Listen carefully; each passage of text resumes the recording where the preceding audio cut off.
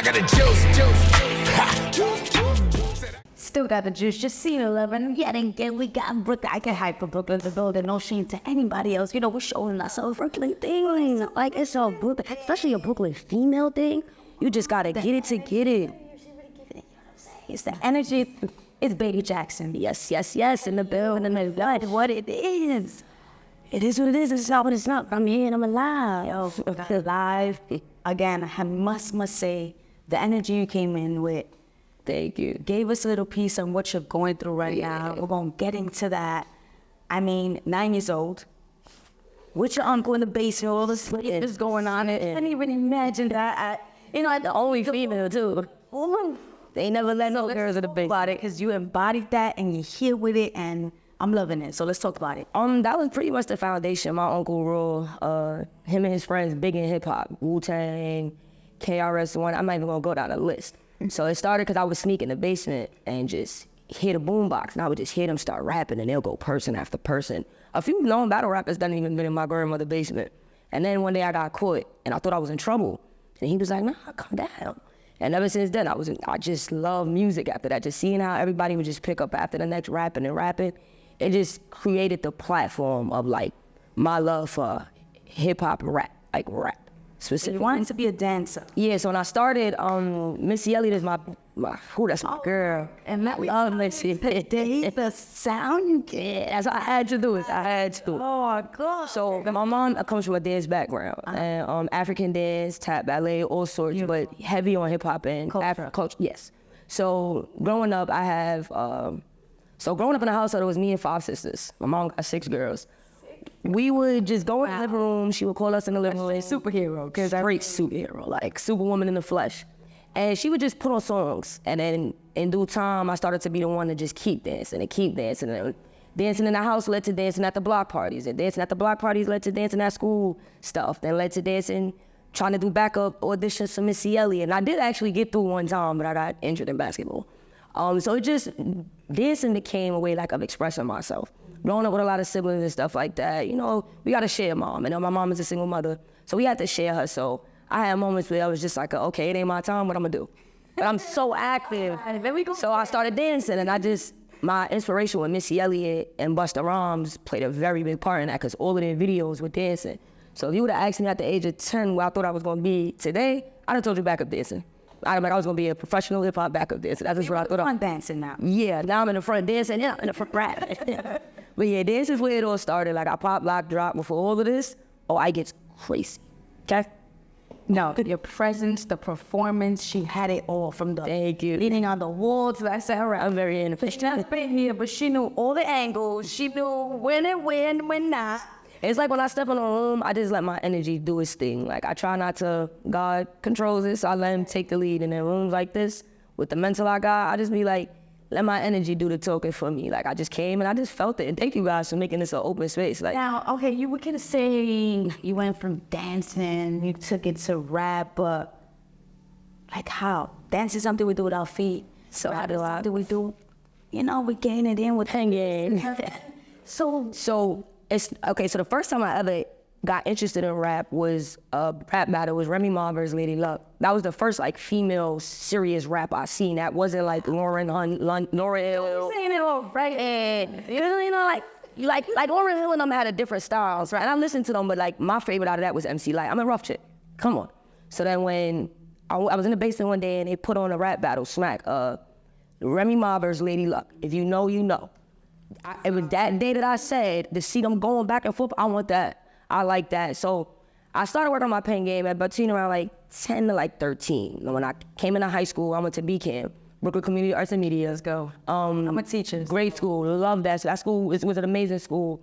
They built up a studio and stuff in the school, and I joined.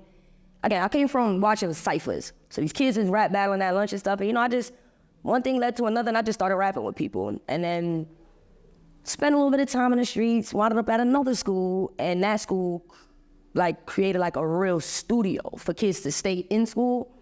And me and T got together and we was just in there and we just never looked back. I just realized I could rap. I thought it was like, okay, so I would freestyle.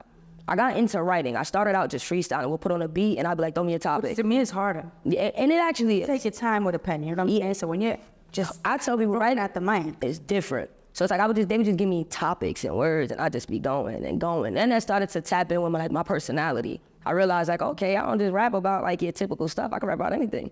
And then I just realized how nice I was, and I just kept going. And as of I dropped my first track in 2016.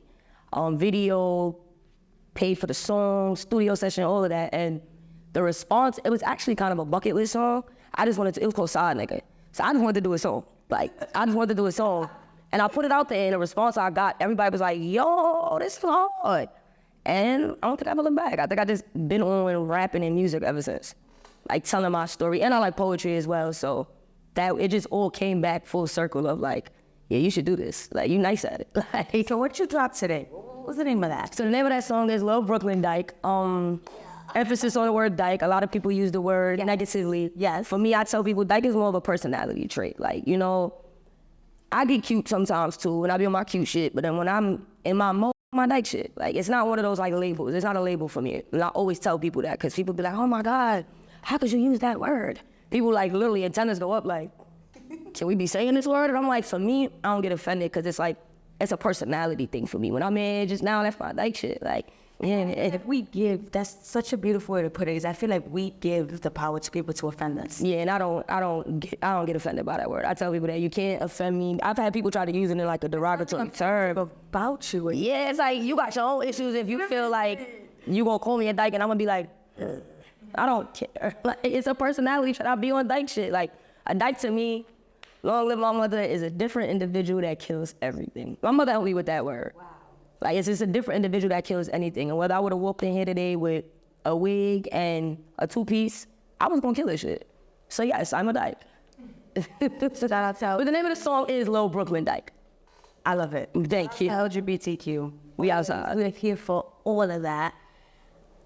You just said, rest in peace to your mom. Yeah. We want to give you that.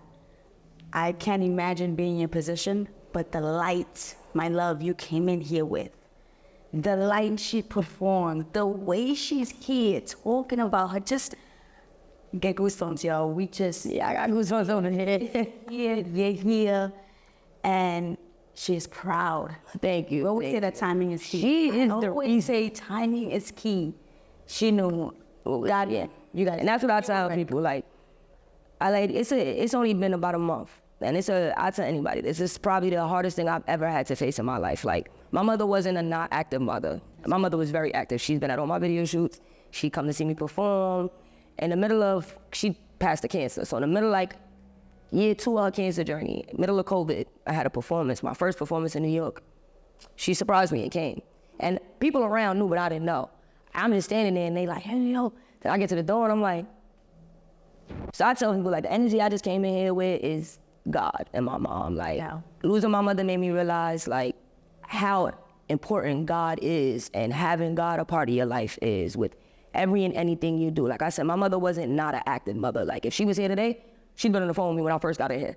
If she was here today, one of them would have been on FaceTime with her, because that's the type of mother she was. But that light that I keep walking around with is God, and I tell people it's okay to lean on God. Like, I feel like the day my mother passed, I went in a hole, but I asked God to help me, and He's been holding my hand the whole way. So whether this grieving and healing takes months, years, or my lifetime, that light is God. And my mother, because she's a foundation for the reason I do almost anything I do. My mother was really one of them that they'll tell you, like, oh, you want to do that? Let's do it. And she left 6 pieces of Yeah, she left mine 6 girls, and we all have personality. We all have businesses. We're all into art, different forms of art, creative designing, modeling, hairstylists.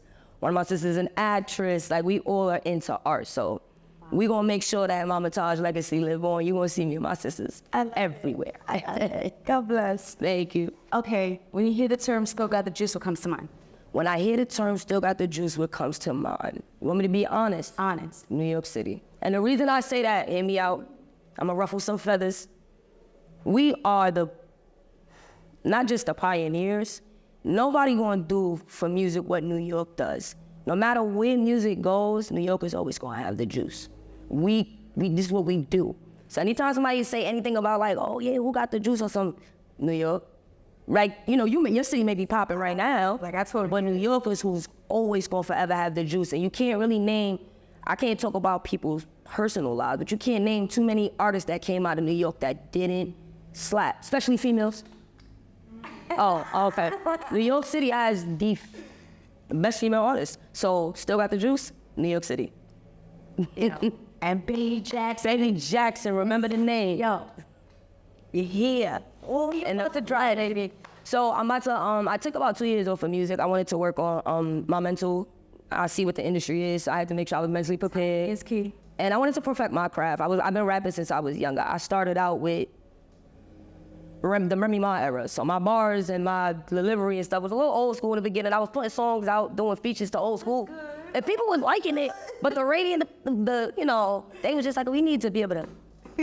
So I upped it. So I spent the last 2 years perfecting my craft. I am actually about to drop this song that I just performed today, Little Brooklyn Dyke. So I haven't put a release date on it yet. I'm gonna let my mom tell me what to do with that one. But that's gonna be my first big single. I already got about 2 singles out now. And yeah, I'm just going up. I got a lot of stuff I'm about to drop, but the main thing for people to look out for is gonna be this song, Little Brooklyn Dyke. It's one of my favorite songs that I've ever wrote. It's my mother's favorite song. Like my mother she loves this song. And my mother loves it. I was like, he's that acting, and this is why I say your influences, Missy Elliott. Missy Elliott has the wrong. Oh, what's this? Well, everything. I'm just, it's good. My like music personas, inspirations, Missy Elliott, Busta. Rap, I would definitely have to give it to Nicki. I ain't gonna lie, my bar. Rap wise, the playing with the words and stuff, I tapped in with that girl, Nicki 10, 20 years ago, never looked back.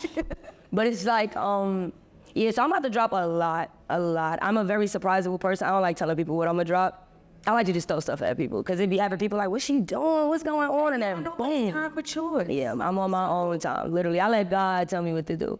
So tap in with me, because I got a lot of stuff I'm about to drop, from vlogs to videos, productions. Like it's been getting there. It's getting fun. Yo, we're so excited. Please stay tapped in with us. Definitely. I'm probably gonna come back and do another song. The best of luck. Thank you so much. Babie Jackson. Babie Jackson, man. Jacina love. Still got the juice. Then we out of here. Brooklyn the built. Brooklyn, I killed it.